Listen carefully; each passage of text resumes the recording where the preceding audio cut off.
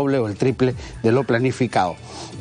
Sobre el tema de la situación dramática que se está viviendo en cuanto a la posible suspensión de la operación de los corredores viales, que son transporte formal, vamos a conversar ahora con Adrián Revilla, que es gerente general de la Asociación Automotriz del Perú. Ya está con nosotros a través de la videoconferencia. ¿Cómo está, Adrián? ¿Qué tal? Muy buenas tardes. ¿Qué tal? Muy bien, buenas tardes, encantado.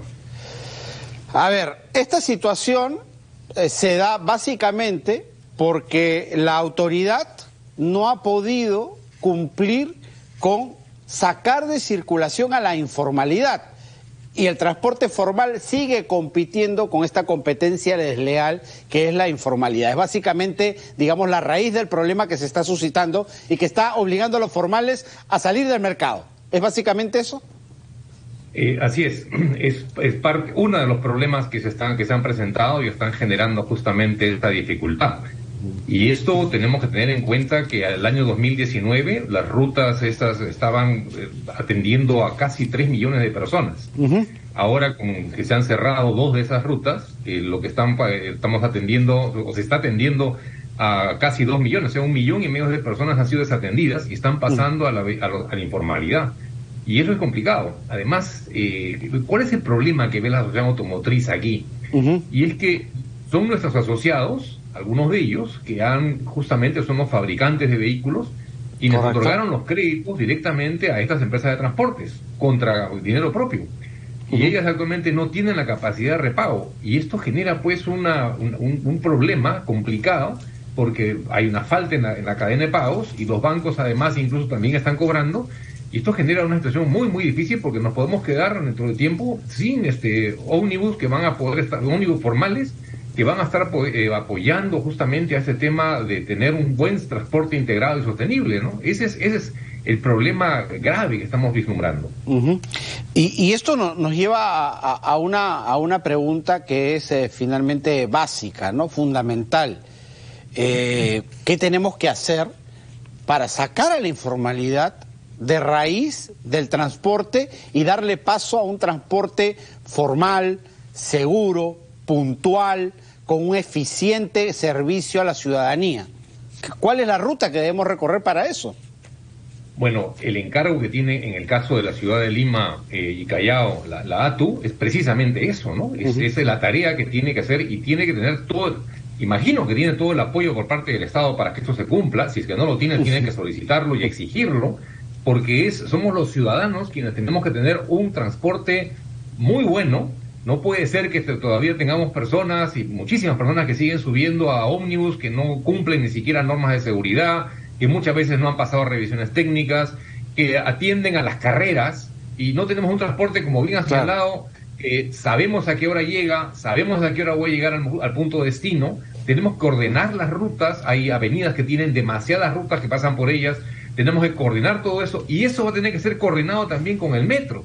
Entonces, todo eso es un trabajo de implementación que tiene que hacer la ATU, y tiene que buscar una solución a corto plazo. Ya tiene años trabajando, y no podemos continuar desmantelando el servicio de transporte público, porque el transporte público es lo que nos ayuda a mejorar el tránsito en la ciudad. Mayor cantidad de personas tienen que desplazarse por un buen sistema de transporte público y con menor cantidad de unidades, porque tenemos un exceso de unidades mal direccionadas. Claro, porque además son unidades en su mayoría muy pequeñas, que a dar paso a unidades grandes descongestionaría las vías, ¿no es cierto? Porque serían menos ómnibus menos unidades para transportar a la misma cantidad de gente. Eso es lógica pura, matemática. Así es.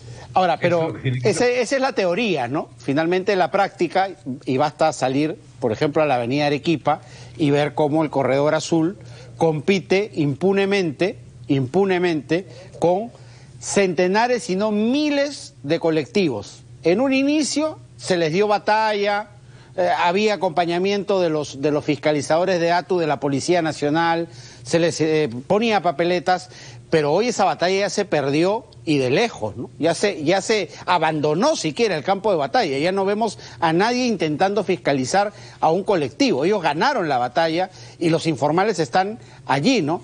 Que producen, por ejemplo, que en este ámbito de inseguridad que vivimos, que sean vehículos donde se producen, por ejemplo, posibles asaltos, ¿no?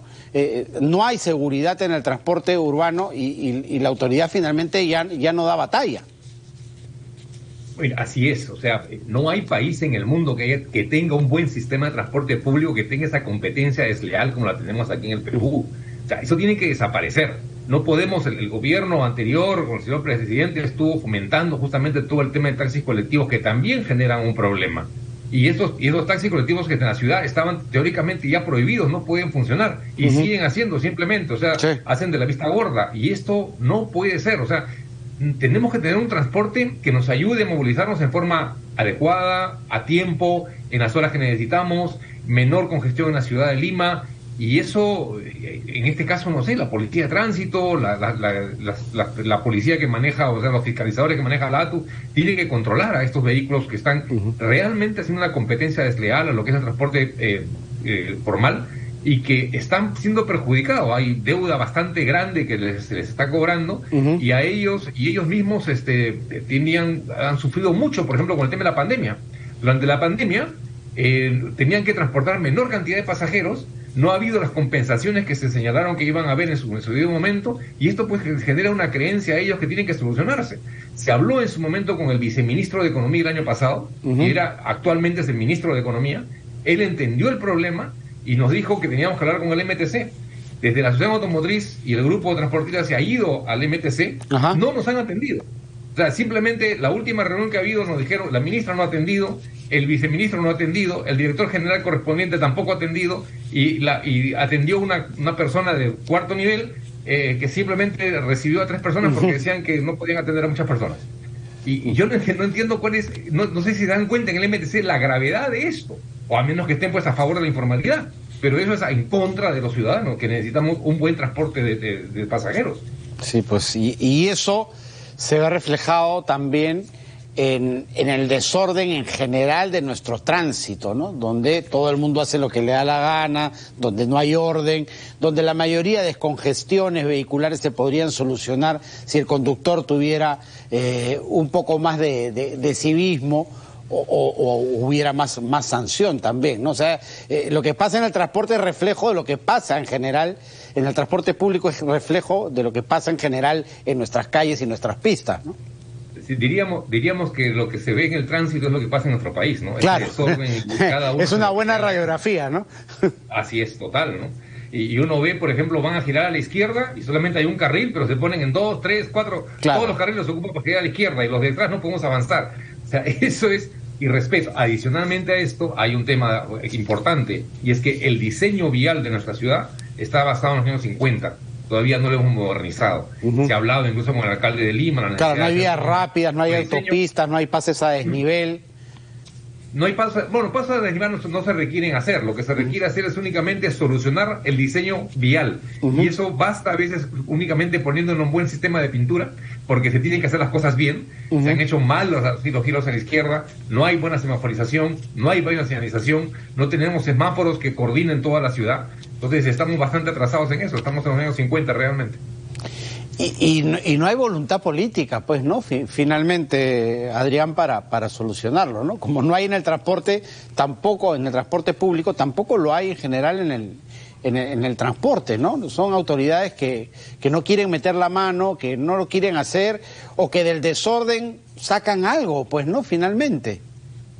A ver, hemos hablado con el actual alcalde de Lima, ¿Y qué ha dicho? Felipe Aliaga, y él estaba totalmente de acuerdo en comenzar a corregir intersecciones. Incluso tengo entendido que hay un préstamo que está dando el Banco Mundial de $500 millones para comenzar a arreglar intersecciones, que simplemente, como digo, es simplemente rediseñar y mejorar. O sea, los expertos en tránsito que no tenemos en el Perú, muy poquitos, conozco 3 o 4, ellos hablan de cómo tienen que hacerse las cosas, y lamentablemente nuestras vías están siendo diseñadas por arquitectos o por urbanistas, pero que no conocen de tránsito, o por ingenieros que dicen saber tránsito y no lo hacen. Entonces, eso sí se puede hacer, pero hay que hacerlo, y claro,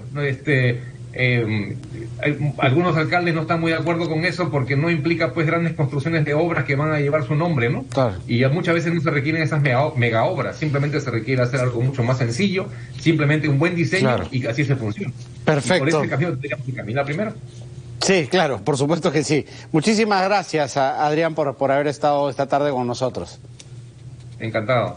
Muchísimas gracias. Adrián Revilla, gerente general de la Asociación Automotriz del Perú, ha estado con nosotros. Tenemos ahora información en vivo y en directo.